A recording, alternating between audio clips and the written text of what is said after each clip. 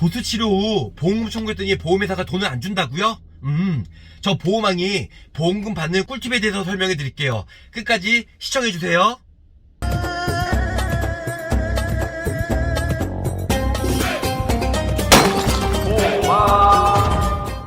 굿모닝, 보험왕입니다. 반갑습니다.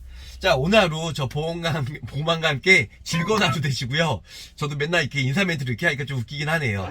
자, 일단은 요즘에 도수치료 혹은 여러가지 치료를 하고 나서 보험회사가 보험금을 안 주는 사례가 정말 많이 빈번하게 발생이 되고 있어요. 제가 영상을 올린 이유는 많은 분들이 그런 피해 사례가 있기 때문에 저 보험왕님 도와달라고, 그래서 제가 일일이 그분들을 다 도와줄 수가 없을 것 같아서 제가 보험금 받을 수 있는 꿀팁에 대해서 설명을 드릴까 합니다. 일단은 저는 이 부분에 대해서 정답은 아니에요. 제 영상을 찍고 나서 보험금을 받을 수도 있고 못 받을 수도 있어요. 근데 저는 이렇게 하니까 보험금을 좀 원활하게 받을 수 있었고요. 또 제 경험담, 저는 이론적으로는 설명을 안 해요. 일단 제 경험담에 의해서 거의 실제 사례를 통해서 제가 보험금 청구해서 보험금 받았기 때문에 이런 부분들로 인해서 청구하시면 조금이나마 도움이 되실 것 같아요. 일단 많은 뭐 블로그나 카페 아니면 다른 유튜버님들은 솔직히 보험의 영업을 위해서 상품 설명이나 그런 부분들만 올리거든요.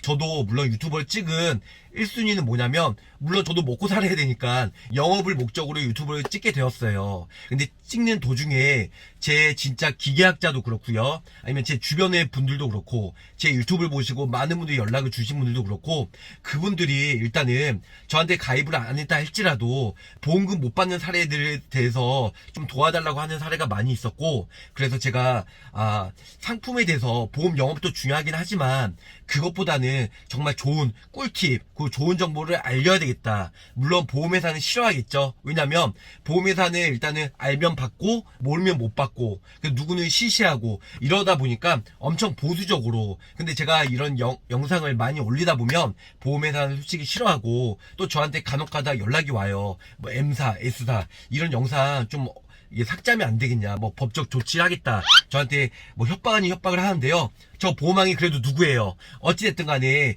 우리 만천하에 보험금 받을 수 있는 꿀팁에 대해서, 그리고 법원 판례, 그리고 제가 실제 느꼈던 부분, 그리고 제가 경험했던 부분을 올리도록 할 테니까 구독, 좋아요 꼭꼭 눌러주세요. 자, 일단은 도수치료 같은 경우는 양방에서는 도수치료라고 하고요, 또 한방이나 뭐 한의원 이런 데서는 추나요법이라고 하죠.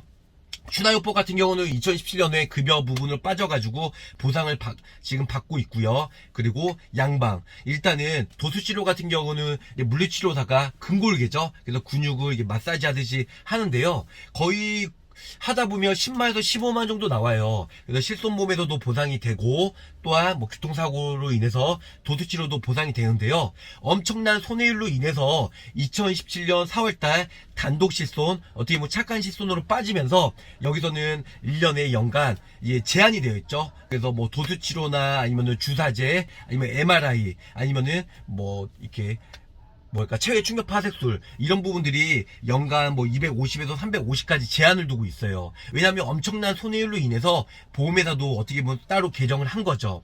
그래서 일단은 착한 실손보험이나 단독 실손보험 2017년 4월 이후 가입자들은 일단 연간 450만원 제한이 있지만, 그 전에 가입자, 뭐 100% 가입자, 90% 가입자, 혹은 예전에 상해 의료비 2009년 7월 이전 가입자들은 일단은 뭐 횟수 제한이 없기 때문에 일단은 뭐 연간 통원 횟수만큼 일단 도수치료 보장이 된다는 거죠. 그런데 아쉽게도 도수치료 같은 경우는 어떤 뭐 유튜버님도 얘기했다시피 뭐 12회 이상은 일단 보험회사에서 보험금을 안 준다고 그러고, 어디 보험사는 10회, 어디 회사는 잘 받으면 15회 이상은 못 받는다고 그래요. 그래서 이거는 뭐 법적 근거가 있거나 아니면 무조건 안 주는 건 아니에요. 그런데 일단은 2018년에 일단은 보험회사와 그 다음에 고객, 소비자 입장에서 도수치료죠. 너무 소비자 입장에서도 이제 병원 측에서 워낙 남발하기 때문에 실비보험 가입되어 있어요, 모두 다 보상이 되니까 뭐 10회, 15회, 20회 뭐 패키지로 끊으세요, 이래서 먼저 일시금으로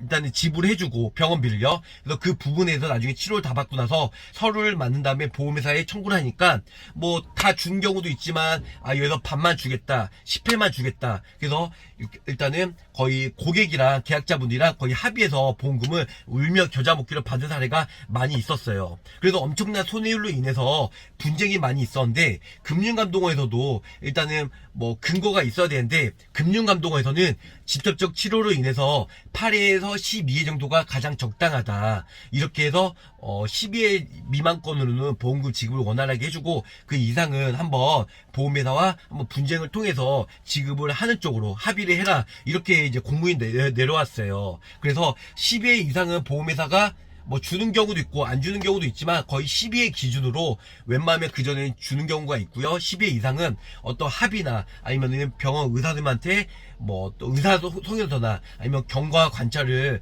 어떤 직접적인 치료에 대한 근거 서류를 제출해야지만 거의 3회 아니면 5회 정도 더 플러스 알파로 그냥 한 15에서 17회 정도 주는 사례가 있다는 겁니다.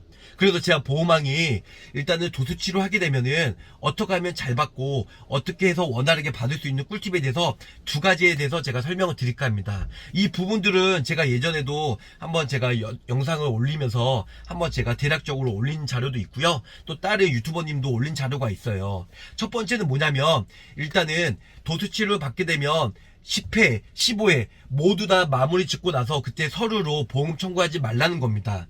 드문드문 3회나 5회 아니면 번거롭겠지만 1회 일일이 그렇게 해서 도수치를 받고 계산을 한 다음에 그 부분들로 인해서 보험금 청구하시면 보험회사도 일단은 그 부분들로 인해서 뭐 5회, 10회, 15회 이게 보험금이 나가거든요.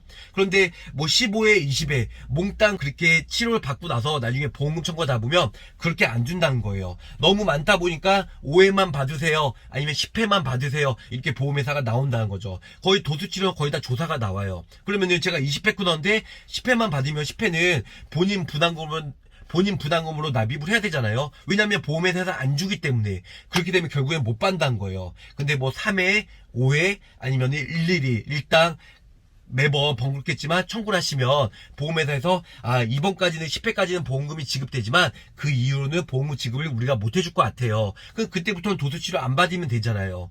물론 고객 입장에서도 당연히 아프면은 보험금을 못 받았다 할지라도 자비로 인해서 병원비를 아무래도 납입을 하겠죠. 하지만 실손보험에서 보상을 해주니까 그래도 2, 3회, 5회 정도 더 치료를 받는 거 아니겠어요? 솔직히 그렇잖아요. 저 또한 그래요. 일단은 도수치료 인해서 실손에서 보상 안 해준다고 하면 10회 받을 거 5회만 빡세게 받겠죠. 그런데 병원 관계자도 그렇고 본인도 실손보험에서 보험금이 이제 지급이 된다고 하니까 병원 관계자나 아니면 일반 설계사분들이 이제 실손보험에서 보상이 된다고 하니까 솔직히 5회 받을 거 어떻게 보면 공짜인 셈이잖아요. 10회, 15회 좀 과다하게 받는다는 거죠. 그래서 일단은 보험회사 입장에서도 솔직히 이해는 가요. 그렇기 때문에 일일이 청구하던가 번거롭겠지만 아니면 3회나 5회 정도만 청구하시고 그때 상황 봐서 청구를 하시면 좋으실 것 같아요.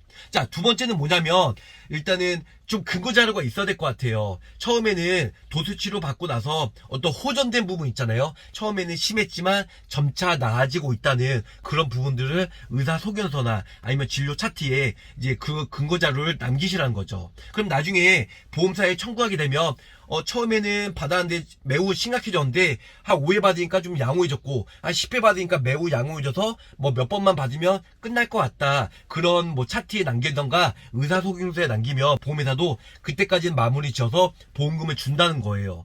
보험회사에서 리스크가 있는 게 뭐냐면 언제까지 도수치료를 받아야 될지 모른다는 거죠. 이 병원에서는 10회만 딱 받으면 끝나. 그러면 거기만 딱 지급해주고 이제 심하이 마무리 지면 되는데요. 그게 아니고 10회 받고 또 5회 또 10회 계속 받다 보니까 도대체 언제까지 청구를 하라는 거야? 언제까지 보험금을 줘야 되는 거야?